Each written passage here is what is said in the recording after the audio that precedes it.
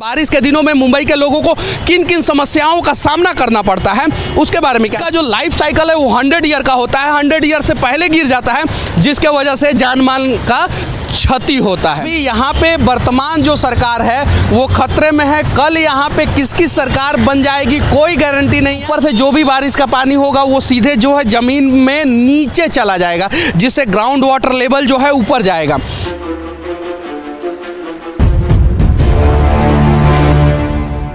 ध्यान से देखिए, आधुनिक शहर मुंबई के इस मेट्रो के पिलर को जिसके ऊपर द्रुत गति से यानी तेज गति से मेट्रो चलता है और इस पिलर में दो साइड जो है पाइप देना होता है और एक अंदर भी पाइप होता है जिसके द्वारा जो है बारिश का पानी डायरेक्ट ऊपर से नीचे चला जाए।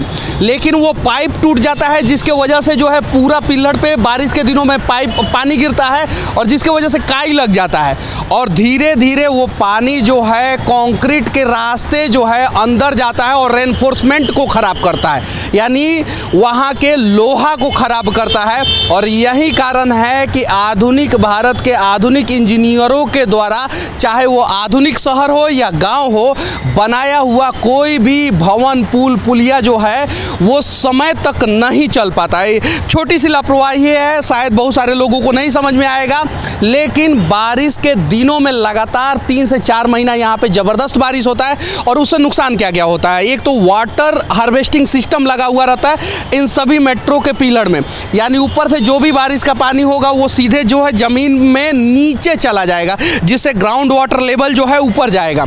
दूसरा, अगर बारिश का पानी जो है इस पे आएगा तो ये डैमेज होगा।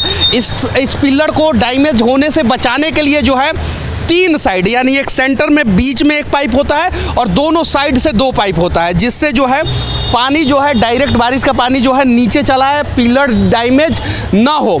तो ये छोटी छोटी बात है लेकिन लापरवाही बड़ी हो जाती है और इसमें ज़्यादा पैसा नहीं लगता है। सिर्फ और सिर्फ पूरे प्रोजेक्ट का 1% से भी कम कॉस्ट लगता है वाटर हार्वेस्टिंग सिस्टम बनाने के लिए और प्रॉपर ड्रेनेज सिस्टम बनाने के लिए। और शायद यही कारण है, यही छोटी छोटी लापरवाही है कि जिसके वजह से बेवजह बारिश के दिनों में मुंबई शहर डूब जाता है। और इन सब चीज़ों पे मेट्रो को भी ध्यान देना चाहिए, इन सब चीज़ों पे बीएमसी को भी ध्यान देना चाहिए, इन सब चीज़ों पे यहाँ के सरकार को भी ध्यान देना चाहिए। लेकिन अभी यहाँ पे वर्तमान जो सरकार है वो खतरे में है। कल यहाँ पे किसकी सरकार बन जाएगी कोई गारंटी नहीं है, क्योंकि जब चुनाव हुआ था यहाँ पे तो गठबंधन कुछ और था, चुनाव के बाद गठबंधन कुछ और हुआ और आज के डेट में यहाँ पे समीकरण कुछ और है। और यही कारण है कि आम लोगों के आम समस्याओं के ऊपर उतने अच्छे ढंग से ध्यान नहीं दिया जाता। अब आइए यहाँ पे मैं आप लोगों को दिखाता हूँ कि वो वाटर हार्वेस्टिंग सिस्टम होता क्या है। ध्यान से देखिए, यहाँ पे छोटा छोटा पॉकेट बना हुआ है और यहाँ पे देखिए वो जो छेद दिख रहा है यहाँ पे, इसी से जो है पानी आता है और ये पानी जो है पूरा यहाँ पे फैलेगा। जब फैलेगा तो यहाँ पे ग्रीनरी होगा, ये देख सकते हैं, लेकिन ये डैमेज हो जाता है, ये जाम हो जाता है। जाम होने के बाद इसकी साफ़ सफाई नहीं होती है, इसीलिए जो है पानी यहाँ से आता है। और इधर देखिए, ये है वाटर हार्वेस्टिंग सिस्टम, ये यानी ऊपर से जो पानी आएगा वो इसमें आएगा और इसके थ्रू जो है ये पानी जो है ज़मीन के नीचे चला जाएगा। जो ग्राउंड लेवल वाटर जो है वो कहीं नहीं तो कहीं ख़राब हो रहा है, नीचे जा रहा है, तो उसको शुद्ध करने के लिए शुद्ध जो बारिश का पानी है वो डायरेक्ट जो है इस जो मेट्रो का पिलर होता है उसके सेंटर में जो है 1 फीट यानी 12 इंच मोटा जो है होल होता है और वहाँ से पानी जो है नीचे आ जाता है और नीचे चला जाता है। लेकिन ऊपर जो है कहीं नहीं तो कहीं कचरा फंस जाता है और आप ध्यान से देखिए ऊपर वहाँ पे जो पाइप है वो टूट गया है। दोनों साइड 2 पाइप है, इस साइड दोनों साइड पाइप जो है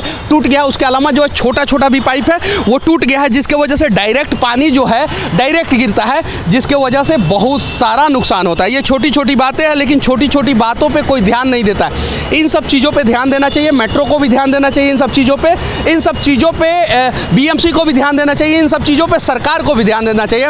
और कभी कभी यही कारण है कि बहुत बड़ा हादसा हो जाता है और इसका जो लाइफ साइकिल है वो 100 ईयर का होता है। 100 ईयर से पहले गिर जाता है जिसके वजह से जान माल का क्षति होता है। इस छोटी सी लापरवाही के कारण एक छोटा सा दृश्य मैं दिखाने जा रहा हूं। अभी बारिश नहीं हुआ है, एकदम थोड़ा सा बारिश हुआ है, उसके बावजूद भी यहाँ पे पानी लग जाता है, आप देख सकते हैं। और जब ज़्यादा बारिश होता है तो यहाँ पे पूरा पानी लग जाता है। इसलिए पानी लग जाता है कि उसका प्रॉपर ड्रेनेज सिस्टम जो है दुरुस्त नहीं है। इसका प्रॉपर ड्रेनेज सिस्टम जो है वो दुरुस्त नहीं है। और जिस दिन इन सब चीज़ों का प्रॉपर ड्रेनेज सिस्टम दुरुस्त हो जाएगा और इन सब छोटी छोटी समस्याओं का समाधान हो जाएगा ईमानदारी पूर्वक, तो शायद जो है बारिश के दिनों में मुंबई के लोगों को उस प्रकार का समस्या का सामना नहीं करना पड़ेगा जिस प्रकार का समस्या का सामना अभी करना पड़ता है। यहाँ का 60% नॉन वीआईपी एरिया, जो वीआईपी एरिया है वो नहीं डूबता है, जहाँ पे बड़े बड़े लोग रहते हैं वो नहीं डूबता है, लेकिन जहाँ पे आम आदमी रहते हैं जिसको नॉन वीआईपी एरिया कहते हैं, वो सारा जो है ना वो बारिश के दिनों में परेशान हो जाते हैं वहाँ के लोग, और पानी लग जाता है। और ऐसा नहीं है सिर्फ और सिर्फ यहीं पे, मुंबई के हर एक कोने में। और ध्यान से देखिए, ये मेट्रो का जितना भी पिलर दिखेगा उसका हर एक पाइप टूटा हुआ है, आप देख सकते हैं। और पाइप टूटा हुआ है, इसके वजह से जो है बारिश का पानी की वजह से जो है काई लगा हुआ है, आप देखिए ध्यान से। तो ये सारी समस्याओं का समाधान जो है ईमानदारी पूर्वक होना चाहिए। तो बाकी इस मेट्रो के बारे में, मुंबई मेट्रो के बारे में आप लोग क्या सोचते हैं? मुंबई के बीएमसी के बारे में क्या सोचते हैं? मुंबई का वाटर हार्वेस्टिंग सिस्टम के बारे में क्या सोचते हैं?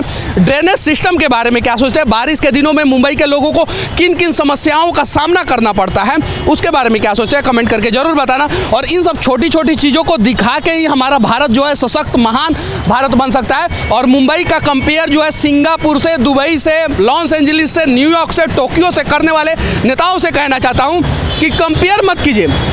पहले टोक्यो से, सिंगापुर से, न्यूयॉर्क से, लॉस एंजलिस से सीखिए कि वहाँ के शहरों को किस प्रकार से ईमानदारी पूर्वक डेवलप किया गया, और फिर जाके जो है हमारा मुंबई शहर भी जो है वो सच में उन सब शहरों से ज़्यादा विकसित, समृद्ध और सशक्त, मजबूत बन पाएगा। बाकी यहाँ से हमारा ये प्रयास कैसा लगा कमेंट करके ज़रूर बताना। जय हिंद।